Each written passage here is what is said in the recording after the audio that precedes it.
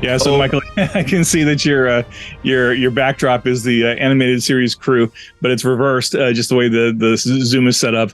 And I think it's funny, just a little anecdote. The very first draft of the layout I got from Christoph, who's on the call with us, had some of the art was backwards too, and it took me a second to look at it because I was going through the layout draft. I was like something like in the back of my head something wasn't right, and I couldn't quite figure it out, and I had to stare at the page for like 30 seconds ago. What am I missing here? Oh, the things are on the wrong side. So that was one of the early notes. But that's really good. Looking at your backdrop made me think of it.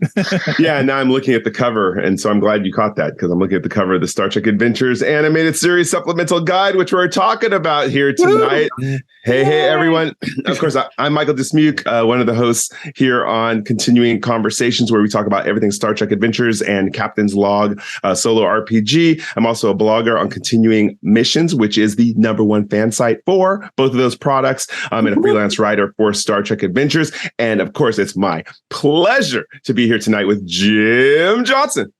Hey, everybody, it's Jim Johnson. I'm the project manager and line editor for the Star Trek Adventures RPG and the Captain's Log solo RPG, both published by Modiphius Entertainment. Lo, these many years going on. We're into year 7 now. Our 7-year mission is season 7 on. We're about to hit year 8 here pretty soon, so just chugging right away here. And I am, as always, super excited to have an all-star cast with us tonight to talk about the Star Trek Animated Series Supplemental Guide. We are fortunate to have everybody except the proofreader. I think everybody who worked on it in significant fashion is here. So without more ado, I'll just work my way around the clock and have everybody introduce themselves. Fred and Aaron, you've both been on the show before. So for Aaron and Christoph, we have a tradition here on the show. When you introduce yourself, tell us a little bit about yourself, of course, but also give us your favorite Star Trek series and your favorite Star Trek captain. And if you would like to expound upon why those answers are your answers, we always appreciate that too. We want to get to know a little bit more about the person behind the screen, as it were. So first person clockwise on my screen is Aaron Harvey. Introduce yourself, please. Hey, I'm Aaron Harvey. And let's see, my favorite, I'm going to take TAS off the plate because it's just, at this point, it's in my DNA. I can't say if it's favorite or not. I really loved Voyager, and Captain Janeway is my favorite captain. Yeah, it's a comfort show. It's like it was the first show that was filming when I moved to Los Angeles, and so people, it was actively working on it. And I had a friend who was a script runner who would run things in and just drop them off and see them, the crew doing their things and stuff like that. So yeah, that was my favorite part.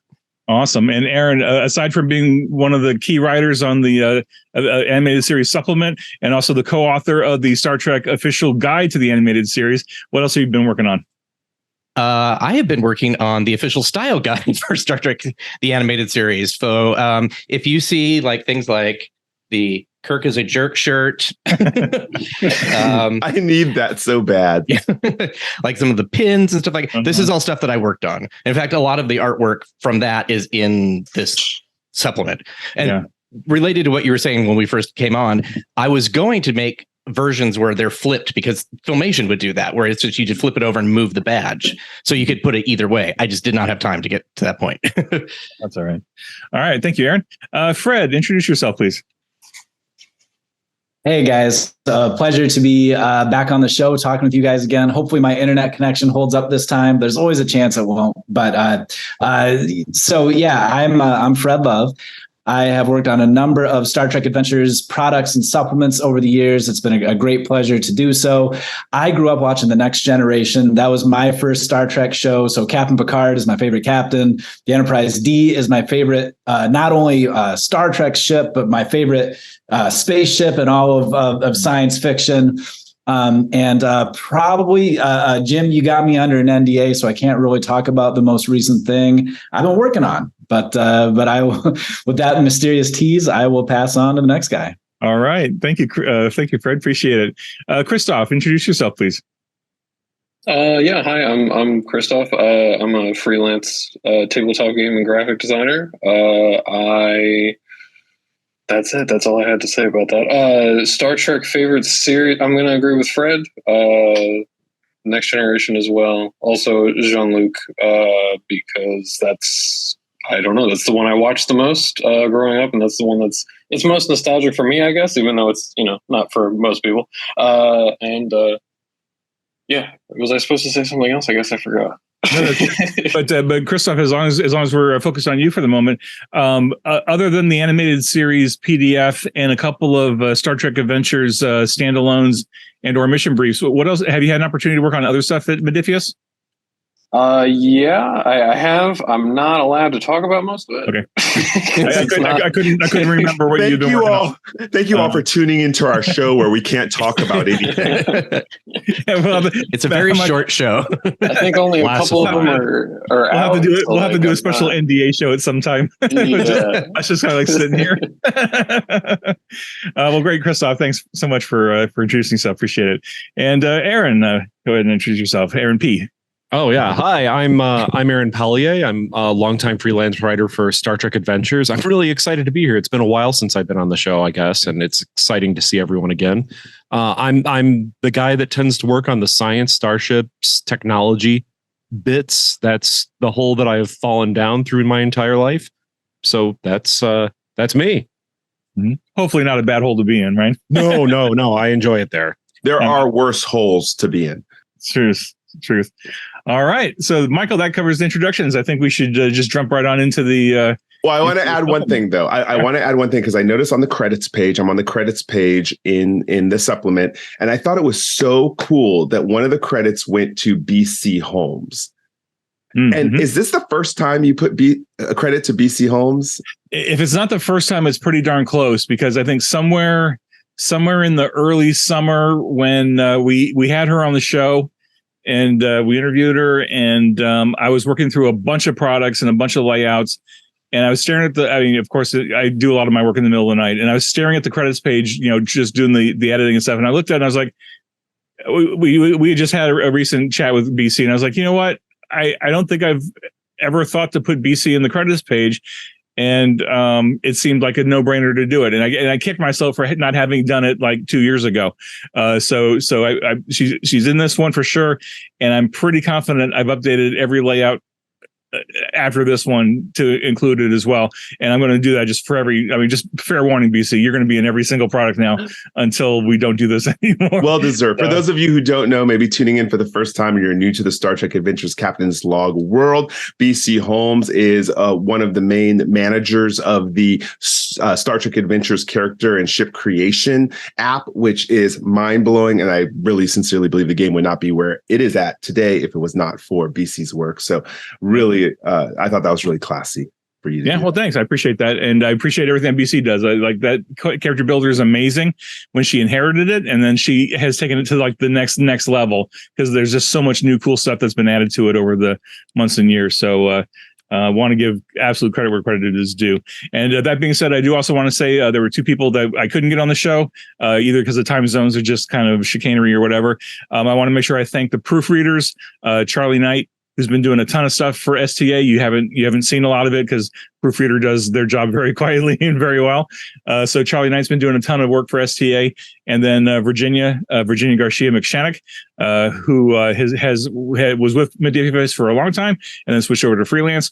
She's doing a lot of STA proofing for me as well, and you see both of their names pop up in a lot more credits here in the coming months. Because they do good work and I keep them busy, so I appreciate both of them. So I want to make sure they get credited because they couldn't be with us tonight. Nice. Well, so my first question is actually to you, Jim. I know we're going to talk to everyone here who is creators, but this was a boon. I mean, I can't tell you how excited I was to see the animated series get its own supplemental guide. So can you talk to us a little bit about that approval process? Were you worried? How long has it been had it been on the table? I want to hear about that. I think a lot of people are interested. Yeah, sure. Happy to. So, of course, I started working on the game in 2016, right? As just a writer. And then I rapidly graduated myself as an editor and an art director and just everything else. Whatever they needed, I made myself available. And at some point in like 2017, right? And in fact, I think it was right after Gen Con. because I was still just a writer and an editor. I took it upon myself on the drive home from Gen Con to take a journal, and I just started writing out all the different products that I wanted to work on for STA, whether it as a writer or an editor, just like this long list. And by the time I got home, there was like 120 entries on that. And one of them was like, I would love to do an animated series supplement of some sort. I had no idea what it looked like. We were barely even doing PDFs at the time. So it was just new, starting to get figured out. And I held on to that list. I didn't get any traction with it, but in 2019, two things happened. Number one, Modifius made me the project manager of STA, which was big because that gave me the opportunity to look at it in a different light and to start greenlighting some of those projects that I had written for a long time. But then also in 2019, the aforementioned official guide to the animated series came out, co-written by Aaron, and I looked and I bought this thing off of Amazon immediately. And as soon as I got it in the mail, I devoured it like over 2 long nights. I just read the whole thing cover to cover twice, and the light bulb went off, and I said, I've got to do. And now we can do an animated series, a supplement of some sort. And this was 2019. I put a little asterisk next to my product wish list and said, if there's any way I can get Aaron and or Rich involved, it would be a huge win, because like they're the experts on TAS. And then had you met Aaron? I have to ask, had you met Aaron before? No, okay. I had no idea. And then right after 2019, of course, the pandemic hit. Everything went sideways for a long time. And then finally, it must have been the fall of last year. So 2022. I finally got all my ducks in a row. I got the feasibility study approved. Modifius was like, yeah, go forth and do it. Because by that point we had done year 5, the year 5 supplement, and we'd done a bunch of PDFs. So I had a good track record of sales figures and justification behind me to say, I think we could do an animated series and I think it'd be popular. And oh, by the way, the 50th anniversary is coming up. So if we're going to do it, this year is the year to do it, right?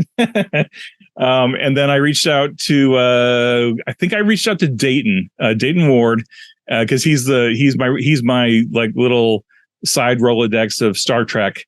Like if I can't get the information from my Paramount contacts, I'll go to Dayton and say, hey, look, Dayton, do you know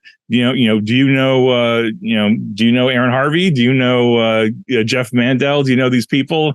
Because he works, he freelances for Paramount, and he knows a lot of people that I don't, and he's been able to make a lot of great introductions. So I'm pretty confident it was Dayton who got me into Aaron's bandwidth, and I reached out to Aaron, and Aaron, take it from there. I think I reached out and said, please work on this, and you were available. So yeah, I was super excited about it, and I think it was before I knew that I was going to be doing the style guide. Mm-hmm. So as soon as I got that, though, it was like, oh, wow, I can kind of dovetail the two and make both of them better by kind of combining the art. So that was a lot of fun. Also a little nerve wracking because it stretched into like July and August. So, but yeah, no, I was super excited. I've always wanted to work on an RPG. I've kind of been RPG adjacent, essentially. Eliza Pearl and Bonnie Garden are my good friends, so it's also like, okay, awesome. I've watched them do this for years now. So I was super excited, and I was like also nervous because I was like, I don't want to mess this up. I don't want to have some fan come in and it's like, well, it was fun to play until you did X, or something like that. So. But no, I was excited because, you get beta canon, you can kind of play around with it a little bit more than a regular, direct, alpha canon show or something. Yeah, so I was very excited. Yeah, cool. And Fred, refresh us on how did we get you involved? I know I reached out to you fairly early on in the cycle as well. Yeah, so I helped out with the writing of the Year 5 supplement, the IDW comic book series. And I think that in a lot of ways, that was sort of a blueprint for what we did with the animated series. It's a PDF product. We've got some existing art assets. The style and the look is going to be really important. And then just the content, I think, was really similar to Year 5 in the sense that we had NPC statistics, we had new life path options, essentially taking the coolest bits from the animated series or the Year 5 comic book series and then making that stuff playable and mechanical for the game. So in that sense, it was a really the experience that I had on the Year 5 product was really applicable to what we did on the animated series. So we sort of had a template to go off of, and that laid the groundwork for what eventually became the animated series supplement. And of course, I've been a big fan of, the animated series is such a weird and wild and unique corner of the Star Trek universe that I was just thrilled to be able to get to work on it. Mm-hmm. Yeah, that's awesome. And then, of course, Aaron, you're our clutch for science and technology and starships. And having rewatched the animated series, right after I reached out to Aaron, I fired up the animated series and watched it over the course of like a week and a half or something. And I was like, there's so many weird ships and things in here. Yeah. We've got to find a way to just dump as many of them as possible into the product. So, but what was your perspectives when I reached out to you to get you involved in the product? I was immedately thrilled that I could start playing with a lot of interesting things from the animated series, but also tie in, like it's already been said, from beta canon. Especially the one thing that just immediately jumped out to me, and I was like, oh, I really have to write about this, is the Romulan D7 that we see in the show, and how it's always been rumored about the whole Klingon Romulan technology trade. And I've already written about that in a few other books. I've hinted at it at least. So I started really putting together all these little bits and bobs that have appeared in beta canon, or I've tried to like rationalize myself throughout the years by tying the animated series into further shows. So yeah, I went through the episodes and said, okay, well, what makes a lot of sense that we have to include? And it would be fairly easy to fill up a good 50 pages just with the technology that we see in the show, but got to limit myself. I have to limit myself. And we had to pick and choose what might be the most useful for players, or the things that would appear in most typical games. I was just so happy you had the life support belt. That's all that mattered to me. Oh yeah. No, the life support belt was really interesting. Yeah. I mean, it's in the first episode, right? I mean, we had to have it in. I can't wait to see someone put in one of the live actions. I'm really hoping Strange New Worlds finds a way to work it in. That would be magic. Well, you could almost argue that the time when Una and now I'm forgetting her name. Oh yeah, you're right. They were on. They were out on the hull of the ship. Yeah. We just didn't see the glow around them. Is all. But it's most likely that they had life support belts on of some sort. See, I like you, Aaron. You pick up this stuff. But I bet you if we looked back at it, we wouldn't see any belts on them. But it would make sense if they did. Mm-hmm. Mm-hmm.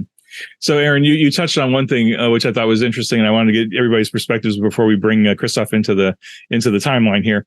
I know that collectively we had our outline and we had our Google Doc, and we were going back and forth, and we spent probably 6 weeks or more on that outline, just adding stuff to it. And like, what can we do? What can we do? What can we fit in here? And I know my initial word count budget for the project just got blown away, because I was like, there's more stuff in this outline than we can possibly pack into here. So we need to start getting selective. But even then, we added a lot to that outline, and then you all started writing, and I started getting your manuscripts, and I was like, oh, this stuff is so good. I just don't want to cut it. So I went back to the budget and did a little tinkering with the numbers, little immoral mathematics. Michael will appreciate that. And unorthodox mathematics. Immoral mathematics is from Hell on Wheels. Sorry. But I adapted it for that focus way back when. So anyway, unorthodox mathematics, found a way to fit more of the stuff in. And of course it's what's in the product now, but I'm curious, and I'll be the first to admit, and I've said this before on other shows, that like when I finish a product and it's in the bag and it's done, and I'm on to the next one, like my brain purges completely and I forget everything that I worked on this particular product, and I'm on to the next thing. So maybe collectively, the three of you will remember, like what was the one cool thing that you came up with in your outline that we ended up having to cut? Now, I feel bad because like we had to cut it, but like, was there something that you really wish we had included in here that we just didn't have the room to do? Whoever wants to start first is fine. I think I really wanted to see the slaver weapon, which I know that was like, it was a matter of space, and also however you did it might be overpowered. Yeah. So that was But that was something I really, and I know a lot of people have asked about it too. It's like, why isn't it in here? Because the episode Jihad was also another one that basically it's a D&D party. So there, maybe the land cruiser from there is the other thing that I wanted to put in there, but did not. Yeah. Yeah. I would have just kept writing. That's the problem. It's like, I would have done these. You didn't have to ask. Well, Jim knows my rule. If it didn't fit in the book, you can always put it on Continuing Missions, our blog. Yeah. Yeah, that's true.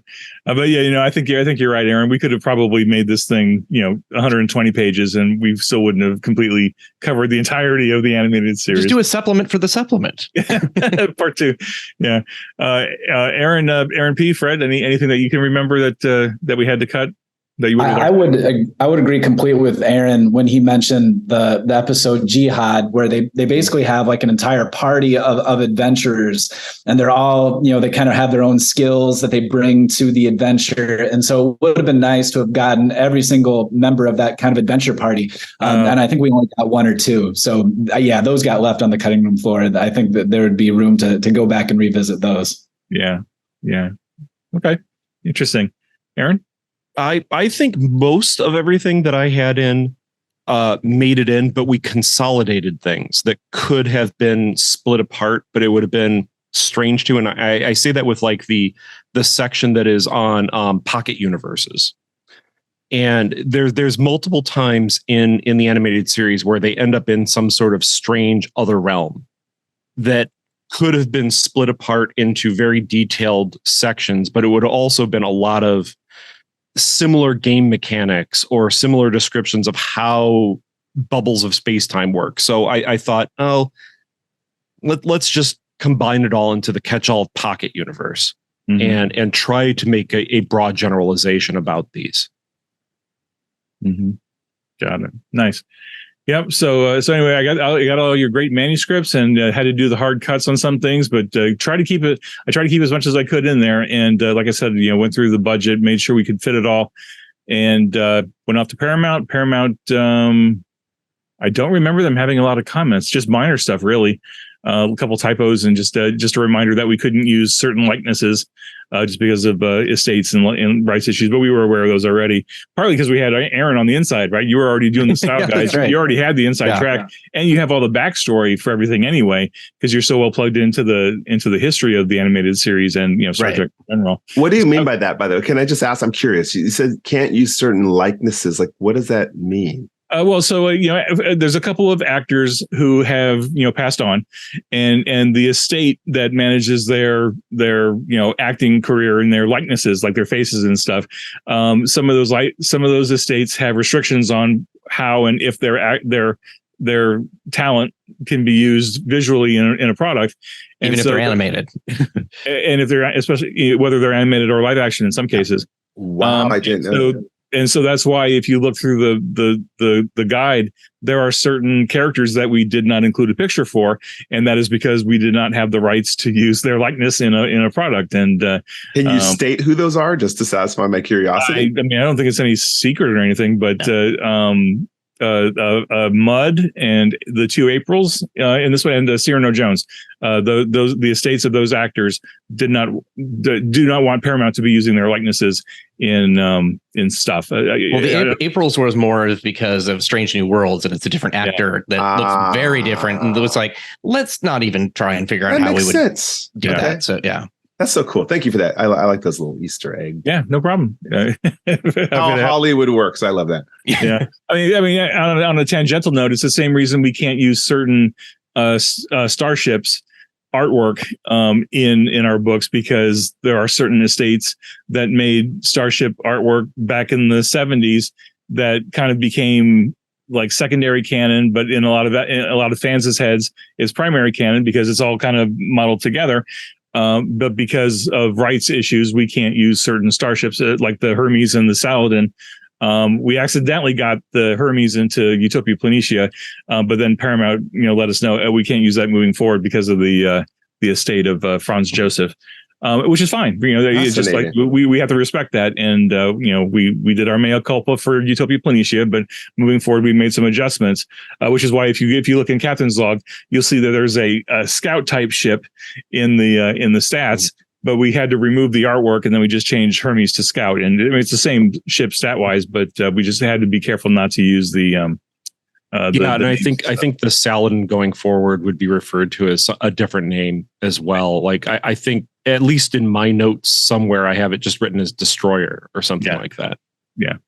And so far, Strange New Worlds hasn't revealed what their single nacelle ship looks like. And, so if we get the license to Strange New Worlds, maybe we can use it then. But, who knows when that'll be? Probably another year, 2 years, depending on how things shake out with the next season. Like, I don't know if we're going to get season 3 in 2024 or not. But anyway, that's digressing. Thank you for letting me send you down that rabbit hole. That was the second allowed hole today. Oh, there you go. Anyway, back to the animated series. So we got the manuscript back and got all the little amends fixed and ready to go, and then it went over to layout. And Christoph, you'd been with Modiphius for at least a few months. I'm not sure when you started working with Modiphius. You have to tell us about that. But you got the short straw to work on the animated series. So, I mean, did you have any reaction? I mean, I think if I remember right, you're a bit of a Star Trek fan, but like, did you have any particular reaction to realizing what you'd be working on? Yes, I was very excited, especially when I saw the mock-ups that Aaron did. So I was like, oh, it's like their other books, but also it's so much cooler. That was my main reaction. How long have I been working? I guess it was at that point only like a month or so. Okay. I haven't been doing stuff for them that long. I think the first one was the Children of the Wolf one that I worked on with you. Okay. That was like the first one. So that was, one of the standalones. Yeah. Okay. Yeah, one of the standalones. I want to ask a question since now we're, going into the graphic design piece of it. I'm impressed. And I want to hear from everybody here about it. When I was growing up, in the blah, blah, blah years, and I was a young kid watching the animated series, back then you're like, oh, the animation's not that great. I prefer Transformers. But then as we get older, what is it about it that now, like, this art style is so classic, so fun, so rewarding? I don't know. I like this is, in my opinion, is one of the best designed books. And we have some Utopia Planitia is great. I love the design of this, but this one here, when it popped out, what is it? Are we getting old, or are we just having an art revival? I mean, what's going on? I want your take on that. Maybe we start with Christoph on that. I mean, you should probably start with Aaron on that, honestly, because most of it. I mean, he did I guess I don't know if revived or the new art that was in there. I believe was by Aaron. It was so cool. So many options, so much to put in there. I had so much trouble deciding what went in there, and I think one of the first feedbacks I got from Jim was that there needed to be more tribbles everywhere. But more tribbles everywhere. Put them everywhere. Oh, there's a gap right there. Put a tribble there. Mm-hmm. We actually thought about doing that in our book. Like, as you get further the triple chapter, you just see more and more. And we're just like, okay, we're already, every page is different. And I painted myself into a corner by not doing like a template. So I'm like, okay, let's not make it even worse. but all the artwork is original. And I think part of it is just that it's the hand drawn feel. It's like, you look at Lower Decks, I did this as a comparison with somebody. It's like all the lines are exactly even all the way around the figure. It's not bad. It looks great. And in fact, when I talked with the people from Filmation, they're like, we would have done it that way if we could have. Mm-hmm. And putting a key light or a drop shadow or something to give it a little bit more pop. But they, at the speed that they were going and the technology they had, they just couldn't. But there's something that it just feels so, it's artsy. There's something about it. Like, the backgrounds look really beautiful. They're painted, and it isn't like the Flintstones where it just one thing keeps repeating. They just do one really long image and then move across it. Mm-hmm. So I think that's what the appeal is. Part of that is just the craftsmanship. Yeah, I guess that's what it is. I want you to talk a little. I've heard about it on other shows, listening to different podcasts, about the speed at which they had to produce this. So what were some of the cheats they had to do? Because it's fun growing up catching all the mistakes that were made too. That became part of the joke, right? Yeah. So maybe you want to talk, in case people aren't familiar with that part of the animated series. Some of the mistakes weren't mistakes. That's the other thing. It's like there are only so many layers on a animation cell that you can have before everything starts getting kind of murky and yellow and dark and changing all the colors behind it. So when there's a lot of movement going on, you have to kind of decide, okay, there's this extra layer that we have to ditch something. Let's take Scotty's legs out and hope that nobody sees that they're, like kind of not quite there at the bottom of the screen. And a lot of people didn't. I mean, it was 1973. You didn't watch you may have watched a rerun, but you weren't going to go back and rewind your VCR. Right. It was just so those were definitely some of those were done on purpose. And then, of course, there's also just the mistakes. There's an episode where Christine Chapel is opening a door and one sleeve is red and everything else is blue. So she's got but I think it was, they had 6 weeks or something like that to do the artwork. A lot of times the shortcuts they have these photocopies of different actions. So when you see them run, they're running the same way. So that's just, it's almost like a macro in a computer, just a repeat sort of thing, but done manually. Well, what builds my confidence about it is that I know some people have emulated the animated series for TNG and for Voyager. And yes, I would love to see a whole series like that. They could have done Lower Decks like it, and I think we would have all bought it. I really wanted to see a Lower Decks time travel crossover with TAS because I thought that would be easy. And they did it with Strange New Worlds. Okay, that was a lot harder. Brilliant. But maybe someday, who knows? That would be cool. Actually, we played with a couple ideas, and it was one of those things that Mike McMahon's like, I can't hear them from you because you're not a WGA writer, and if you tell me and I end up doing it, I will get in trouble. So it's like, okay, so get my ideas to myself. Yeah, Aaron or Fred or Jim, anything about the nostalgia of the art, especially Aaron. For those who can't see, he has Kukulkan in the background of his.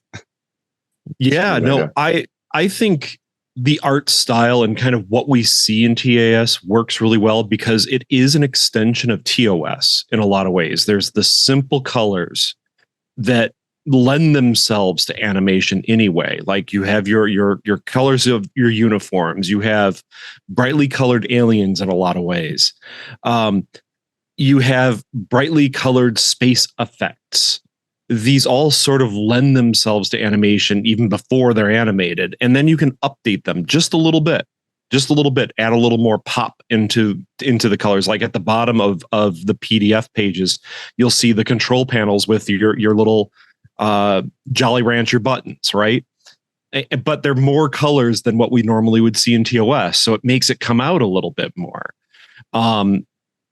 And I love that because I mean, the old TOS buttons are kind of based on a lot of World War II vessels and their control panels. I mean, I was just on a submarine that had a functioning control panel, and it looked just like a TOS control panel. And if you update that, put more colors in, put a little more display detail in it, that's what it comes out to be. And so TAS is nostalgia, yes, but it's nostalgia not because of TAS. It's an addition, TS and TOS. I'm sorry if that. Send me a picture of that submarine panel. I know you took one. Oh, yeah. I'm dying to see it now. Will do. Fred, what about you?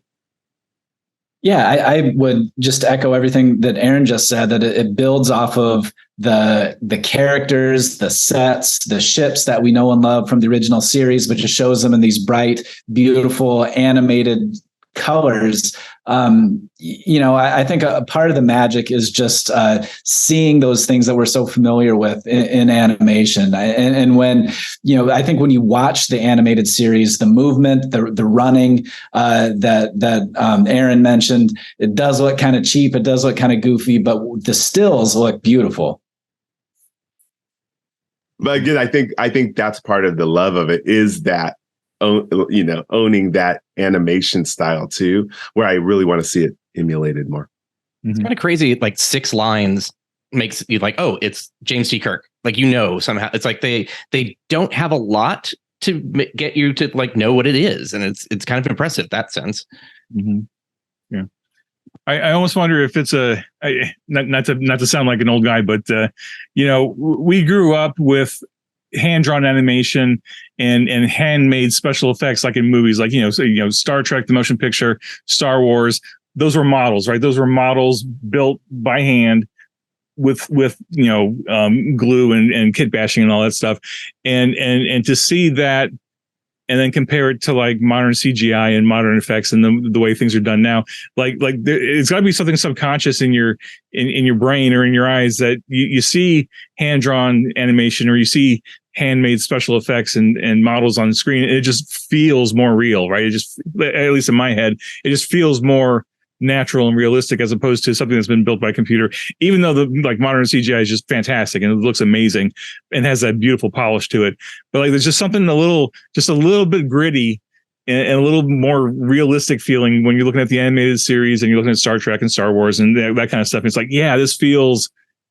it feels authentic. And I think that's something that I really appreciate about all the art you put in here, Aaron, because it just fit so good. It fits so well into, we were able to put some of the stills from this episodes, and even though those are fairly dated at this point, and they haven't done an HD upgrade on any of them or anything, but like Fred was saying, the stills are really, most of the stills are really nice and clean when you're looking at them in isolation, and then you bring in all that new art that you built for the style guide and for us. It just looks great all together. They did upgrade the print. It's to when it went to Blu-ray or whatever. So it's whatever you originally saw on Netflix when it was streaming there. They brought that over, so it is a lot sharper and cleaner. Oh, good. Well, I stand corrected then. Do you have the original cells? I do actually. What I have, I just put one here just in case. But this is the very first holographic image ever seen in Star Trek. Oh, wow! This is when they turn on the rec deck and they decide they go to the beach. Now we're going to go to the forest, and so it changes. But that's awesome. So I was just like, I have to get that. It was $9 on eBay or something like that. That's the original. Nobody wanted a random background of a water, I guess. I'll give you 10. I'll give you 10 for it. Yeah, right. Aaron, that's the original cell. Yeah, it was a background. It's not a cell. So cool. This is. I think it might be the only background. No, I have two backgrounds, but this one is. It's actually board and. Okay, but how could you resist not framing that? It was framed. I actually took it apart to take it to CBS. Oh, okay, got it. Fascinating. I mean, that fascinates me. It makes me wonder. I don't live in California. I don't live anywhere near LA. But I have to wonder, how much amazingly cool stuff is in somebody's house, garage, somebody's random garage that's walked off the set after a series ends, whether it's Star Trek or another series or something. And where are the gold mines of all this random stuff that's just out there somewhere, right? I'd love to. I mean, anecdotally, I had a friend growing up who was a big collector. He was older than me. He was one of my dad's friends, and he had an original Charlie McCartney doll that he had got. I mean, he would just he was an avid collector. Yeah, of stuff. It was crazy. Amazing. One thing I did luck out with getting was it was on eBay. I didn't win it, but I got the information. It was an original color chart that had picture of Uhura painting to the different skin tones and all this stuff. I'm just like, this is amazing. And then I realized they don't have the numbers don't correspond to anything. So I'm like, this doesn't really do me any good. And then my friend who worked at Filmation said, oh, they never changed that. Here's the code. And so I was super excited. Almost was able to go down and talk to the people, get the paint. But it closed 3 months before our project. And besides your book, Aaron, that came out in 2019, the one that you co-wrote, is there any other comprehensive compilation of TAS that you know of? I think the closest thing would be was the Concordance by oh my gosh, my brain is the Tribbles. Yes, thank you, B.J. Trimble. They had sketches and drawings of the episodes, and they had the episode description and a little bit of a mini encyclopedia. So it was, I think that's the only other one at that time that even covered it, because when there's a whole stuff around it, but basically Gene was convinced that he wouldn't be taken seriously if he was connected to a cartoon. So for a period of time, he's just like, oh, this isn't canon. I disown that. Although he can't do that because it was on screen. So, he tried to do that to Star Trek 2 and other things. That didn't happen either. But so they told the Okudas, no, we don't ever want to see this in the Star Trek encyclopedia, except for yesteryear, because parts of that are things that we've used basically. But interesting. Yeah. So here's the question. So Aaron H and Christoph, especially because I want to get your graphic design, both of your collective graphic design inputs. I think doing that kind of research project where you're going down into the weeds or you're digging into the archives and you find those original colors and those original color values, like over the last, I don't know, 5 years or so, as I've been the project manager for STA, like that's the kind of stuff I really love discovering or finding or getting from Paramount, because that's something I like to give to the designers and say, hey, you're working on the layout for this book or you're working on the origination for this design or whatever. Here's the original Pantones or here's the original RGB values. Can you use these? Is there any way we can fold them into the layout somewhere so that a fan looking at it subconsciously maybe might pick up on the fact that we're using the same colors? Like, is that something that you guys geek out over or get into, or what's your thoughts on that? I certainly do. Yeah. The answer is definitely yes. Yeah. It was really cool. I mean, you sent the palette for just not only just the art, but the actual palettes that were in there that you sent over were. I mean, it's just. Yeah, I did name some of those, like they did not have those names before, but like what is it, Glomer Orange or Eric's Orange or something like that. Made it a lot easier for me to, because I mean I had to name them in swatches anyway, but it made it a lot easier to just find things rather than just calling them yellow and blue. And so I think I had tell me what to call them. My biggest compliment was I showed these to Bob Klein, who is one of the original animators, and who, if he did not exist, this book would have been like 9 pages. So I'm so glad he was there. And since animation is sort of a young person's game, at least in the 70s, he's not that old now. So it was also not like talking to somebody who was 93 or whatever. So but I showed it to him and he's like, these are what they looked like when they were brand new, when they were painted before they, went on screen and then got photographed and then went on TV. And so he's like, this is what it looked like when we had them. You did a really good job of making it look new. So I was just totally thrilled by that. So they look like new animation cells, he said. That is so cool. Awesome. That's such a great anecdote, Aaron. Thank you for sharing that. I had no idea.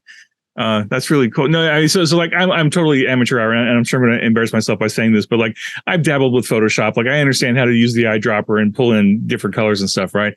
But I was always excited. And I remember when we were doing the Star Trek Discovery book, the campaign guide a couple of years ago, I was so excited because I reached out to my contacts in Paramount and said, hey, we need some artwork from the show. Do you have this map? Do you have this thing? Do you have that thing? Is there anything that you can send us from the production team that we can incorporate into the book somehow? And they were like, yeah, sure. Here's an art dump, right? They sent us like, 600 gigs of random art. I'm like 99% of it we couldn't use because it was like, prop shots and prop images and just random swatches. Still, of stuff. That's awesome. But within that archive of stuff was a really clear. I mean, some artists had taken the time to put together the full color swatch list, all the colors that they used for the palette for their for the Discovery's bridge displays, right? The computer screen displays. So they had like the big fancy display, and then they had all the colors along the side. And I was like, oh, this is even better than anything else you could have sent me, because I can send this to our graphic designer who's trying to figure out what the layout's going to look like. And they were able to incorporate a lot of those colors right into the layout. So like, I mean, as a total layman, like I totally geek out over this stuff. And I'm just glad to hear from Christoph and Aaron that you appreciate this kind of thing too. Oh yeah. So absolutely, thanks. Yeah. Validation. Yeah. When I do have friends who are like, why are you excited about some numbers on a piece of paper that you didn't even win on eBay? I'm like, never mind. Okay, so now we can actually talk about the supplement. we haven't even talking about it. No, I know, but we haven't even got into like I know we're not going to break it down page by page, but we haven't heard what your favorite, most passionate parts were, and this is for all of you. Again, I'm curious, from Jim to Christoph, Fred, Aaron, and Aaron. What of this book was like, oh, this is going in, and what's your connection to that piece of passion? I'll go first just because you said me first, but I think what excited me most about, I mean, there was so much in this that it got me excited, but what really excited me is that we were developing this like literally as we were putting the lower deck supplement to bed, right? We had just finished all the layout. We would finish. Where were we on that? We had finished the manuscript. We were working on the layout, I think. So the hard work of it was pretty much done, right? No, actually, we were further along. Sorry. Lower Decks was in layout, heading for production. Anyway, I knew that I wanted to get even more alien species in here for players to play with, right? So I wanted to get the Pandronians, and I wanted to redo the Caitians. I wanted to bring in the Aurelians and stuff. So I was really, really excited because I knew that with the Lower Decks book coming out and then this one coming out in the same year, we were going to be dropping at least 15 new aliens, really, really alien species for players to play with, and really expanding the possibilities. Because like most of the aliens in this book and in the Lower Decks book are not really humanoid, right? They're really different, which was super cool. But what I was most excited about, Michael, is that we got to bring the Philosians into this. And there's a dumb reason, but it's a fun reason. When I was developing the Shackleton Expanse book 3 years ago, whatever, I was madly writing in the middle of the night, working on some of the NPCs, right? Some of the main NPCs that are in the book were original to the book, but we had kind of alluded to them in the living campaign, right? But the Shackleton book was an opportunity to actually bring them into more detail. And at some point during one of those late nights, I threw in an offhand reference to how the previous security chief on Narendra Station was killed by an inebriated Philosian.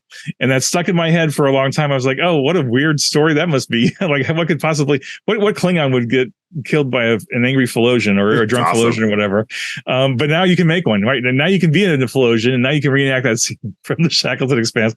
So I was just like I brought that little thing full circle now. Now I talked about the Philosians in the Shackleton book, and now we got the Philosians in the book. So that's my little contribution that I was very, very proud of. So I love that. Now I got to go back and watch the episode. I've restarted watching since this came out. I'm on episode 3 right now, but nice. I've restarted watching it. Cool. Christoph, I think I had said your name next. What most excited you about this? Oh, okay. What most excited me about it? I'm not sure. I really liked the all the new art Aaron did, obviously, which I already said. But the New Life and New Civilization section was probably my favorite. It's not long. It's just the art for the planets, like the original. I mean, I guess it was upscaled, I assume, for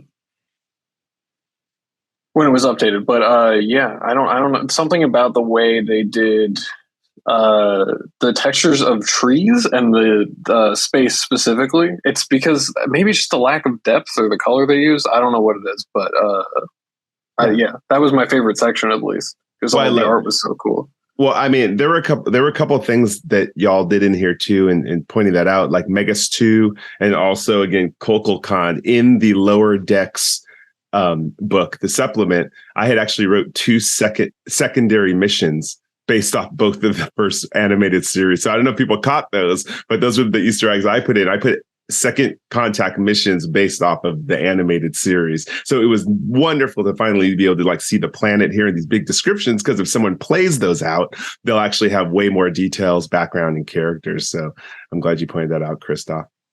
Yeah. What about you, Fred? What was something that excited you?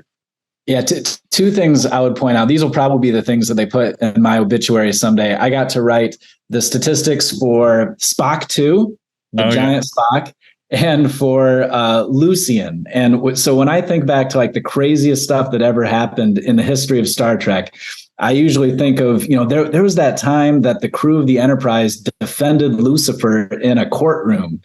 And to me, that is the craziest thing that's ever happened in an episode of Star Trek. And I got to write statistics for Lucian. And did you do the footnote too? I don't recall. What I think that was Aaron.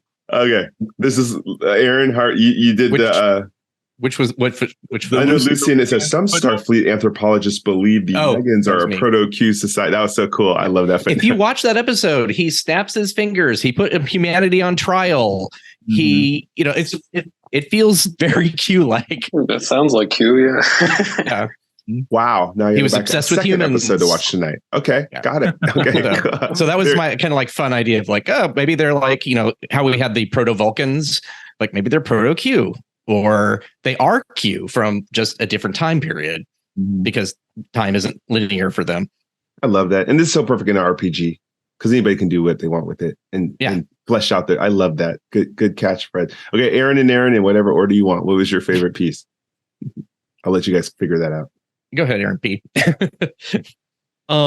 Well, my favorite piece was probably doing the starships, but specifically Kukulkan's starship. You can see like above me here, the Kukulkan starship. And it's because as a kid watching it, I absolutely loved the episode. This idea of a starship making itself look like a dragon to like scare or like intimidate, and why they would do that. Why wouldn't they just come out and say who they were? This ancient kind of species that clearly visited Earth prior. I really wanted to write about that and try to rationalize all of it. So yeah, I was just really excited to write about Kukulkan. Loved it. One of my favorite episodes too. So that was really cool. And Aaron H. I really liked working on the kind of the Aurelian score unification idea. Basically, it was based off of a conversation I had with Brad Winters and Mike McMahon via Twitter. That in one episode they're like, "Oh, we have an Aurelian in there." I'm like, "That's not an Aurelian; it's a score." It's like they're the same character model, and there's slight differences. I pointed out, and they're like, "Well, maybe they unify like the Vulcans or the Romulans or something." I was like, "Oh, okay." And so that I use that as just a little seed to blow out this story with Eric's doing research on how they came to be unified, and at the same time Spock was on Vulcan, so it takes place during unification parts 1 and 2 in TNG. So that was fun. And I also loved there's a Cation that's in there, and I was tired of reusing Maress over and over and over again, so I just made a male Cation, and so I had a lot of fun with that. Actually, Aaron, you anticipated my question. So I know one of our fellow STA writers, Patrick Goodman. He got his hands on the animated series supplement when it came out, and one of the within I don't know a couple hours or something, he texted me and he said, "I love the Cation on page 26, whatever it is, with the what is that character's backstory? I've got to know." And I was like, well, Aaron's the one who designed it and drew it up. So, I could ask him sometime, but I don't know if that question ever got to you, but did you have a backstory for this character, or did you just free draw it and said, oh, that's awesome, I love it? What's the story? I actually do have a backstory. I didn't design the character visually to match the backstory, but in the Alan Dean Foster novelizations of the show, there is a scene on Kate, I think I remember the Cation's home planet, where Maress is talking with her mother, and her mother is just like very upset that she's leaving to go join Starfleet, and she blames that boy Verone. And it was just like, no, Mom, I convinced him to go to Starfleet or something like that. So the idea was, so this is like basically her neighbor or something like that, one of her friends from school. So that was the idea, is that this is just somebody who's kind of related to her, but just by friendship. I love that. Thank you for that. You know how many people are going to bounce off that? We'll be hearing it about on social media, all their stories soon. Were they dating? We don't know. They could have been. It's kind of implied by the mom. Science or medicine? Science or medicine? Is he science or medicine? Oh, he is excuse me, science. Science. Okay. Nice. All right. Yeah, I had one with a tricorder on it, and I didn't forget. Oh, yeah. Yep. So there you go, Patrick. Right from the source. There's your backstory on the Cation. So have at it. Very cool. Super cool. And then I was noticing already today on Drive-Thru RPG, it's still in the top 20. So it seems like people are really eating this up. We're seeing a lot of good reaction on social media for it. So Jim, chances of a supplement. A supplement for the supplement? Since Aaron brought it up, yeah. I have no idea. I mean, I'd have to go watch the whole series from beginning to end again and just figure out what did we miss that we've got to do, and I'm not even sure what that looks like. So I think probably not, but I would love to find ways to get more animated series stuff into our future books, right? Just even if it's just a reference here and there. Or a screenshot or just maybe some original art. Maybe I'll reach out to Aaron H and commission some new stuff and fold it in. Cool. But no, I think we did our best effort to get as much as we could into this one. And unfortunately, I mean, like so many of our projects, right? Like we have to stop at a certain point and say, okay, we can't do any more. And I know you did it with Shackleton, and we did it with Utopia Planitia, and we did it with Mumble Mumble. that we can't talk about yet. But I mean, there's a certain point that there's only so much. So there's only so many pages that you can fit into a book that you got to stop at some point and move on. Yeah, wonderful. You do like little mission parameters or something like that, I suppose. Like, you know. Yeah. Now an animated series mission brief would be pretty sweet. Yeah. I'd love to think about doing something like that. Okay. That'd be cool. That's what we do. We talk to people, pick it up. TAS. I mean, again, I just love people always dumping their fan fiction over on Continuing Mission, seeing these every time a supplement comes out. I can't wait to see these. I love people doing art. I've been seeing people do art, TAS era art. And so this is very inspiring for that. And then again, can you talk to us, Aaron? I'm going to ask you to plug yourself and plug your book from 2019. Tell us about it and where people can get it. Well, they actually, this is the first people to know this. It's been reprinted. Ooh. I'm very excited because there aren't a lot of Star Trek books that get reprinted. So, so there is this book. So, but in the upper left hand or up here in this corner is the 50th anniversary TAS logo. So if you see that, you'll know that that's the reprint, which we also got to fix a couple little typos that shouldn't have got in there, like the copywriter being misspelled. Her name. Yeah. So little tweaks like that, which I'm very happy to do. And we're hoping if there is a third printing, which they said might be a possibility. I don't know if that means they just printed very few for the second run, or we would like to add in Prodigy and Lower Decks into the back of the book and figure out how we can move around some stuff without changing the page numbers. So But so you can find that. I do a weekly podcast called Drawn to Trek, which is about Star Trek animation, and we're currently going through the new episode, a new season of Lower Decks, season 4, which we're already halfway through. It's crazy. Thank you. I'll look that up. That's awesome. Yeah, and I occasionally also do some Star Trek comic book covers. So there's one I did one for Star Trek Picard, and that the Picard Starfleet. Whatever it's like, but it's like the last issue, so I think it's like sometime in April of next year. I don't know. There's like it'll be a while before it comes out, but it's very exciting. Awesome. That was a lot of fun. So that's kind of what that's my thing. No, this is great. I mean, again, last time when we had Jackson Lansing, Colin Kelly, and Fred on talking about IDW, it was the same thing. Yeah. It's wonderful what's being attracted into the RPG space right now, and I know Jim is constantly making those calls to get more people involved. So it's welcome to the family. Yeah, and we got so lucky that we were that we reached out to you at just the right time where you had the bandwidth to actually make it happen. So I just we were charmed on this one, and I want to. We didn't really talk about it, but I want to give her, because I'm seeing you face to face, and Christoph, I see you on screen. I can't see you face to face, but I want to give a really special thank you to Aaron Harvey and to Christoph because this is one of the very few products that went right down to the wire. We were waiting for final Paramount approval on the cover, and just a couple little tweaks, and we were waiting because we were going to release it on that whatever that Friday was. And that Monday was a holiday. So everybody was out for a holiday. Right. The time to get it done was compressing. It's like, oh shoot, we're not going to make it. And can I tell the story about why the last minute? Sure, go ahead. Okay. So we basically had the 50th anniversary logo that they had designed before John Van Sitters and I stepped in and said, no, this is not good. This is nobody can tell that this is about the animated series. It was it was overly done, and it was back with the title of Star Trek the Animated Series, The Animated Adventures of Gene Roddenberry's Star Trek, or something like that, which is this weird word salad of a title. So we, they went back and did it and changed it. And in the meantime, had also done a logo for the show. The show's never had a consistent logo because it was just Star Trek when it was on originally.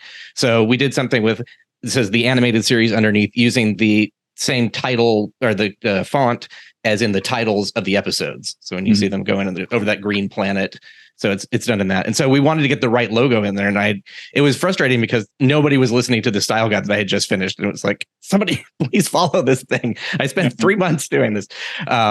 So that's when I asked, Jim, can we put the correct logo on the cover? It's if we couldn't, it wouldn't have been the end of the world because it was PDF. We could have updated it later. But so we kind of were down to the wire of Paramount saying, yeah, that's approved. So Yeah, and, like, we could have gone with the other logo, but like I wanted to try to get it right the first time so that we didn't have to send out another PDF refresh. But I just wanted to make sure that both Christoph and Aaron, that you both know how much I appreciate all the hard work you put into it at the very, very last minute. Because I know, like, Aaron and I were rapidly chatting back and forth on Facebook and on email, like, oh, we're gonna get this done, we're gonna get this done. And then Christoph, I know I was going back and forth with you on the Monday boards over. It feels like, wait, we got to fix this, we got to fix this. Hold on, we got to fix this, and we're standing by. A lot of rapid fire messages. Yeah, I remember that. So I'm grateful because if I remember right, Christoph, you're on the East Coast, right? Yes. Yeah, so I'm on the East Coast. You're on the East Coast. Yep. So fortunately, we didn't have that 5-hour gap. That's good. Yeah. Because I was able to be like, oh, okay, it's a normal time for me. I'll just do it. Well, just remember, Christoph, it wouldn't be a TAS supplement guide without some sort of graphical mistakes. Just don't look too closely. It's fine. I'm sure just don't zoom in like above 110%. You're not gonna see it. Perfect. Okay. All that being said, just we were charmed on this one, and I'm grateful for everybody who was involved in it. Everybody on this call, and then Charlie and Virginia and the rest of the team at Modifius, and the approvals teams at Paramount, everybody else, and of course all the original. I'm getting into gratitude, Michael. I didn't mean to jump. I'll do my gratitude. We've been going an hour set now. So I'll do something different. I'll do my gratitude. Let's go to gratitude. Let's do it. And then so thanks to everybody on the call. Thanks to Aaron. Thanks to Christoph. Thanks to all the original people who worked on the show in the first place, who gave us such an amazing 4th season of Star Trek that we didn't think we would get, and we got it in an animated format. It was so cool. So just grateful for all of them. So, Michael, we should do you last for gratitude. So, Aaron, Pollyea, what is your gratitude for tonight? A new game store opened in my town that I've been enjoying, like, visiting, and that's Hoplite Games in Lansing. So I'd like to give them a gratitude for entering the business. Great name. So happy to hear something opening. Mm-hmm. Great name too, Christoph. We close off every episode with some gratitude. You can thank anybody you want to thank, but anyone in particular you'd like to thank for tonight? For tonight, my grandmother just got home from the hospital, so I guess the doctors. That's all I got. Hey, that's nothing wrong with that. One. Best wishes for good health. Absolutely, Fred. What's your gratitude for tonight? Yeah, well, of course, grateful to Jim and Michael for having me on tonight. Grateful. You know what? I am grateful that there is new Star Trek being produced. We're still getting new episodes on a weekly basis with Lower Decks. I've said this before. I've probably said 1,000 times. I will never, ever take for granted new Star Trek after that drought we went through after Enterprise went off the air. Amen. Absolutely. Yeah, we are in such a golden age right now, and we're just blessed to have so much great Star Trek content coming up. Thanks, and thanks for being here. I always appreciate you, Fred. Aaron, Harvey, what's your gratitude for us to share? I am just thankful that I was able to be on this project. It was literally my favorite 50th anniversary thing that we did. It felt like it was the most true to the original series, or the TAS. And just that I really appreciate everybody on the team. So I was a little bit new to some of this, so you put up with my frantic, like, oh no, I don't know what I'm doing. Thank you so much for that, because there were other things that I did that did not go as smoothly or as fun. So.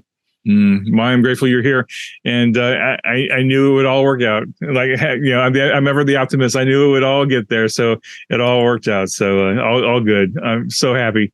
Michael, close us off here. What's your gratitude, sir? Well, first of all, I just noticed that Aaron behind him has a glommer on top of the Starfleet thing. So thank you for that. A glom. And my friend made this for me. It's a stock and a life support belt. So it's I love it. That glows. It glows. That's perfect. I didn't even know they could. Glommer? Yeah, I didn't know they make glommers.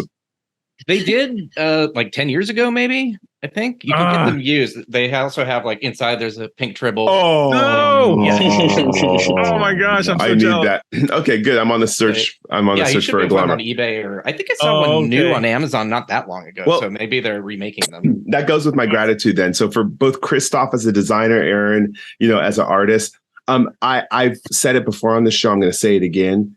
Thank you for the designers and artists. When I pick up these books, the first thing I do is go through and just look at the art and the design on them. before I even go reading them. And after I read them, I go back and I look at the art one more time. And there's not a time in conversations like this where I don't pick up something, where Christoph or Aaron, you inform us of something you did. And these books are art pieces. These PDFs are art pieces that really celebrate and honor Star Trek. So my thank you goes out to all those designers and artists out there who take the time to do this. And no matter the form and fashion either, I love amateur art. I love looking at what we get on social media because it shows passion. But again, it's a lot of hard work. We know a lot of you open yourselves up to a lot of criticism and Trekkie fandom and stuff like that. So you're brave and courageous in putting it out there too. So really, my thank yous all to artists and designers. And with that, IDIC. Live long and prosper. Be safe. Be well. Thank you all, everybody. Really appreciate you being on the show. And thanks for watching. We'll talk to you all next time.